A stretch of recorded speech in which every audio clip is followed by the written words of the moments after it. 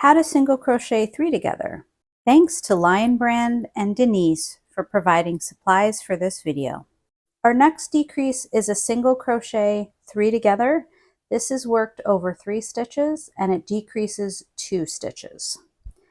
So we're going to start, and again for this one you can either go under the front loop or under both loops.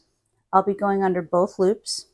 So you're going to insert your hook under both loops, yarn over and draw up a loop, insert your hook under the next stitch, yarn over and draw up a loop, insert your hook into the next stitch, yarn over and draw up a loop. Now you'll have 4 loops on your hook.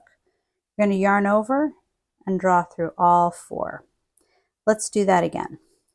Insert your hook into the next stitch, yarn over and draw up a loop, insert your hook into the next stitch, yarn over and draw up a loop, and insert your hook into the next stitch, yarn over and draw up a loop.